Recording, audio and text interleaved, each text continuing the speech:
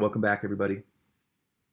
So I want to do a video from a homesteader producer viewpoint. There's been a lot of talk about commodities. There's been a lot of talk about investments, and people are very concerned, right? We saw what happened with GameStop. Literally $3, stocks went almost to $400. We've seen that the powers to be seem to be pushing this precious metal narrative and getting people to buy precious metals at exorbitant prices. And I think it's important to understand what it is, right?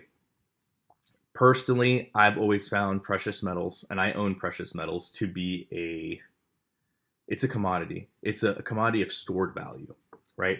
I am not in any shape or form thinking I'm going to get rich off of buying silver or precious metals. I'm not in any way, shape, or form under the understanding that my 15-ounce silver coin that I bought a year or so ago is going to be worth $400 next month, or if there's some kind of crash. I don't foresee a GameStop incident happening with stocks happening with my precious metals. But with that being said, it does have importance. Okay, a lot of people that you will talk to, and I see it online all the time, will state, well, you can't eat silver. You can't eat precious metals, so don't invest in that. And that's fine. Everybody has their own opinion. I've always found that argument to be disingenuous for a couple of reasons. Number one, everybody that's watching this, you use US dollars. You use fiat currency in your current everyday life. But with that being said, if I were to tell you, well, don't work for money because don't work for US dollars because you can't eat it, for some reason that would be a laughable statement to make. Of course you're going to still work for US dollars, fiat currency. Why is that? Because you can actually buy shit with it. That's why. And so it's important to realize that precious metals is exactly what it is. It's precious. It's a commodity. It's a commodity of stored value. And I watch a lot of these prepper channels, right? And a lot of them are telling people to buy gold or buy silver right now. And other people are saying, hey, I got duped. Canadian prepper came out and said, I got duped. I'm glad I have it, but it was, I was duped because of, market fluctuations and stuff. And I'm not surprised, right? And I'm not sitting here telling you I have a magic ball. I understand basic common sense, right?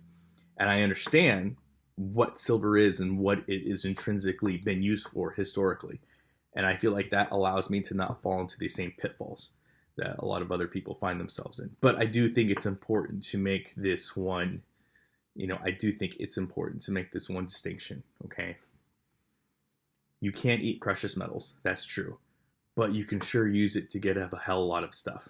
Let me give you an example. A lot of these prepper channels, if you listen to Prepper Now, Prepper Nation, Full Spectrum Survival, Magic Prepper, all the hashtag preppers, Canadian Prepper, they've done videos. A lot of them have done videos on bartering or talk about bartering on their channel. And I always find this interesting. I'll link, I've written articles for the Prepper Journal.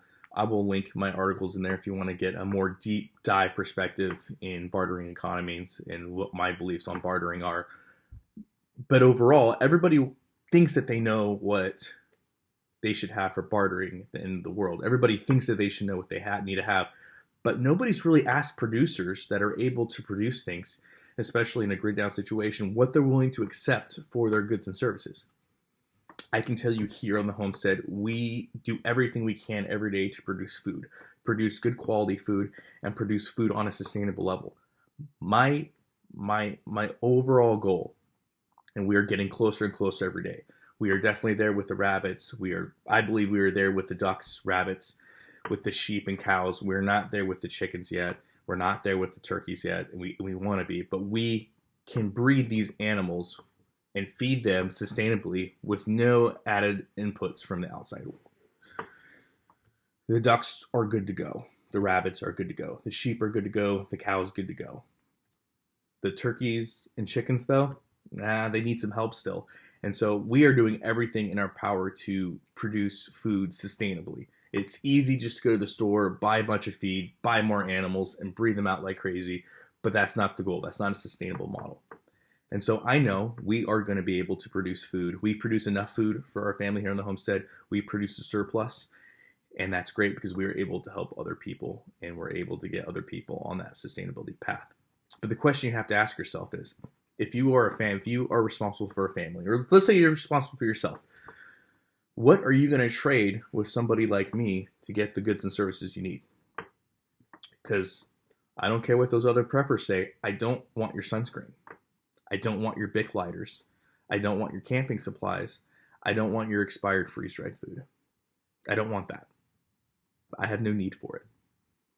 You got to think, what is your backpack full of camping trinkets going to do for me?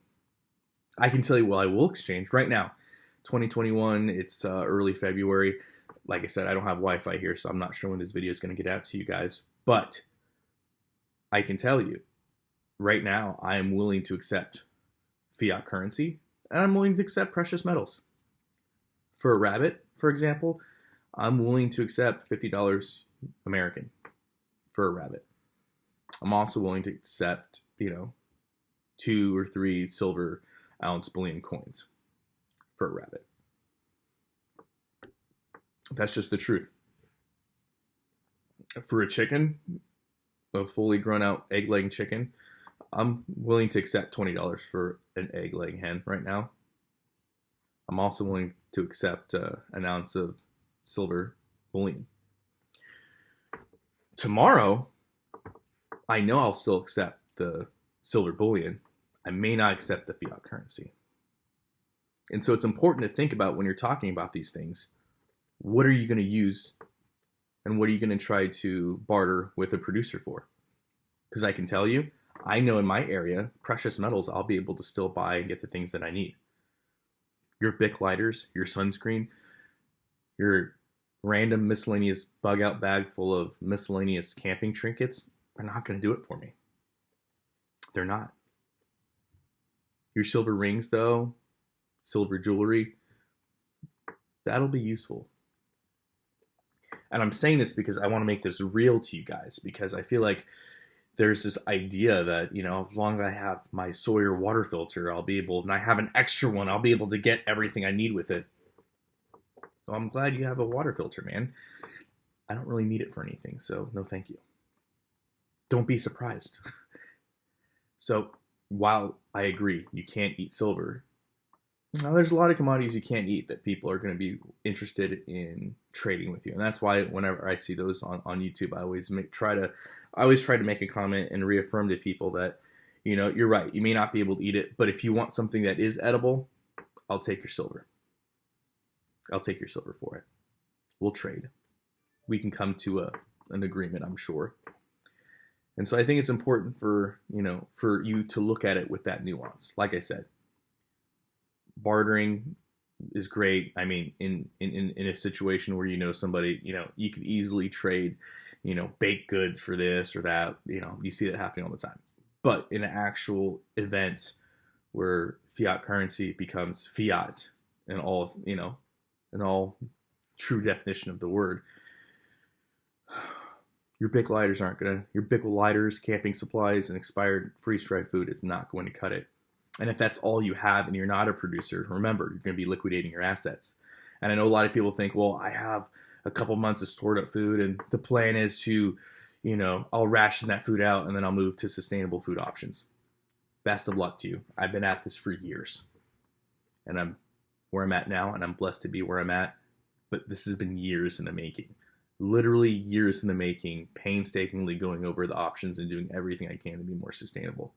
It's not a couple months turnaround. It takes a long time to get there. And so I don't want you to be fooled by by what it takes to get sustainable and to get localized with your food production. I don't want to discourage you from doing it, but I want to give you a little bit of reality as well. So that being said, I do not hedge precious metals as a long-term investment or a short-term investment, but it is a great way to have stored value, because that stored value will always meet with inflation. It'll always make sure that you have that stored value of what that is worth. And so it is, it's an inflation-proof commodity currency. That's how I look at precious metals. Are you going to necessarily get rich off of it? Not unless you're probably Peter Schiff. So there you guys go. I hope you guys liked the video. If you have any questions, leave them in the comment section below. If you think I got something completely wrong, while you're leaving me a thumbs down, articulate your point. Let's have some back-to-back in the comment section below. I hope you guys like the video, and as always, guys, long live the Republic.